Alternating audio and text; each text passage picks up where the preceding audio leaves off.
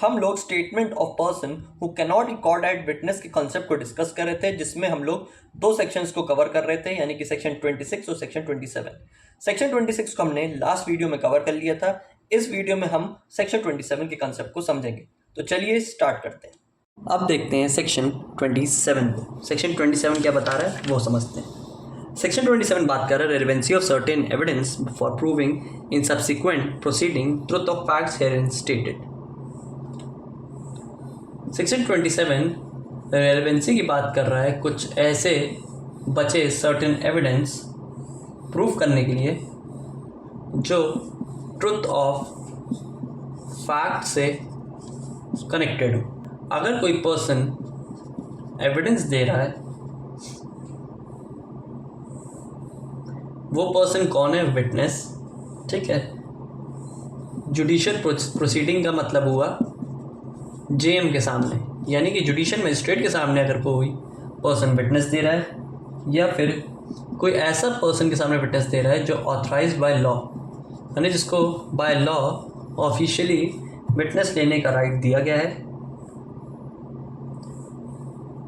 वो रेलेवेंट होगा उस स्टेटमेंट को प्रूव करवाने में, उस सब्सिक्वेंट जुडिशियल प्रोसीडिंग में। और किसी मुकदमे में पहले अगर कोई पर्सन ने विटनेस दिए होंगे तो वही विटनेस फ्यूचर प्रोसीडिंग में भी यूज़ किए जा सकते हैं, यानी कि वो रेलेवेंट फैक्ट बनेंगे स्पेसिफिक अपकमिंग लेटर स्टेज की जुडिशियल प्रोसीडिंग में, सेम जुडिशियल प्रोसीडिंग में बाद में चल के। यानी कि पहले किसी पर्सन ने पहले कोई मुकदमे में विटनेस बन के प्रोसीडिंग की होगी, एज अ विटनेस स्टेटमेंट दी होगी कोई रेलेवेंट फैक्ट से जुड़े हुए, वही पर्सन स्पेसिफिक अपकमिंग प्रोसीडिंग में भी दे सकता है। कब? जब वो विटनेस की डेथ हो चुकी है, नहीं मिल रहा है, एविडेंस देने के लिए इनकैपेबल है, या फिर कोई पार्टी उसको रोक रही है कि तुम यहाँ पे विटनेस नहीं बनोगे, नहीं आओगे एविडेंस देने, या फिर कुछ डिले या एक्सपेंस की वजह से वो लेट हो रहा है। क्या यहाँ पे पॉइंट बन रहे हैं? पार्टी की डेथ हो गई है, ठीक है, पार्टी की डेथ हुई है, मिल नहीं रहा है, कैन नॉट बी फाउंड, ठीक, इनकैपेबल है एविडेंस देने में, कोई सामने वाली पार्टी उसको दूर रखी है, विटनेस बनने से मना कर रही है, और लास्ट है कि वो अमाउंट ऑफ डिले और एक्सपेंस उस पर लगेगा, यानी कि वो दूर बैठा है, उसको बुलाने के लिए भैया पैसा चाहिए और उतना टाइम भी नहीं कोर्ट के पास कि आपका इंतज़ार करें तो ऐसे पर्सन को कोर्ट में एविडेंस देने की ज़रूरत नहीं है।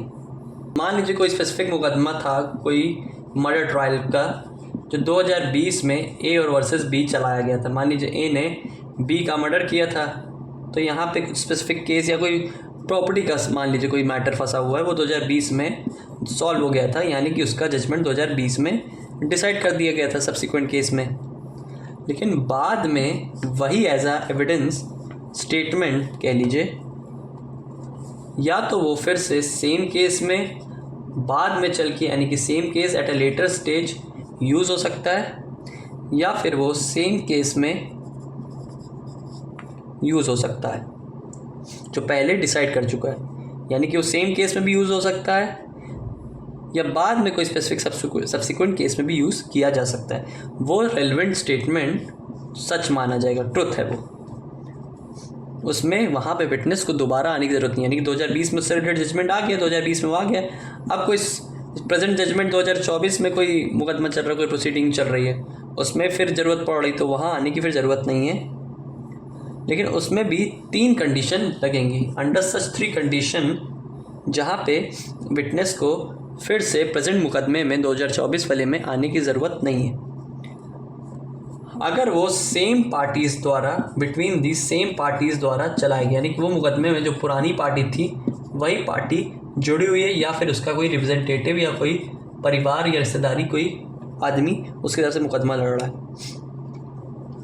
उस पर्सन के पास राइट या अपॉर्चुनिटी बन रही है क्रॉस एग्जामिन करने की, यानी कि क्वेश्चन आंसर करने की अपॉर्चुनिटी उसको मिल रही है, और जिसमें मुद्दा इशू लगभग सेम है। सब्सिक्वेंटली सब्सटेंशियली सेम है, नॉट एग्जैक्टली सेम नहीं है, यानी पूरी तरीके से नहीं है कि वही मुकदमा चल रहा होगा, वही मुद्दा होगा। मुद्दे में थोड़ा बहुत छेड़छाड़ इधर उधर फ़र्क किया जा सकता है, लेकिन पार्टीज सेम है और यहाँ पे अपॉर्चुनिटी मिल रही है क्रॉस एग्जामिन की, तो वहाँ पे मुकदमा आपका इन 3 कंडीशन में चलाया जा सकता है। तो वहाँ पे 3 कंडीशन अगर रेलेवेंट होंगी तो आपका स्टेटमेंट विटनेस द्वारा रेलेवेंट होगा, वो बाद में भी यूज़ किया जा सकता है प्रेजेंट स्टेज में, जो by default at the later stage use हो चुका है कोर्ट द्वारा। मान लीजिए 2 एग्जाम्पल लेते हैं 2 कंडीशन का। एक हम लेते हैं सेम प्रोसीडिंग में कि मान लीजिए यहाँ पे किसी पर्सन ने मजिस्ट्रेट को डायरेक्ट प्राइवेट कंप्लेंट की, मजिस्ट्रेट को कोई स्पेसिफिक कोई मुद्दा होगा, विटनेस ने यहाँ पे क्या किया, एविडेंस पेश कर दिया जब तक वहाँ पे एक्यूज नहीं आते, यानी कि प्री समनिंग कोई मैटर हुआ है तो उसमें एक्यूज को बुलाया जाता है, समन भेजा जाता है मजिस्ट्रेट द्वारा, लेकिन उसके पहले ही वहाँ पे एविडेंस दे चुके गए थे विटनेस द्वारा। अब क्या देखिए यहाँ पे ये इसके दिए गए स्टेटमेंट बाद में कोई स्पेसिफिक केस में रेलेवेंट होंगे? बिल्कुल नहीं होंगे। क्यों नहीं होंगे? क्योंकि वहाँ पे एक्यूज्ड अवेलेबल ही नहीं है। यहाँ पे पार्टीज़ का दोनों का अवेलेबिलिटी होनी चाहिए ना, ये 3 कंडीशन भी हम ऊपर पढ़े हैं। जब वहाँ पे पार्टीज़ ही नहीं अवेलेबल हैं तो आप मुकदमा ऐसे फ्री में अकेले बैठ के क्या ही चला लोगे।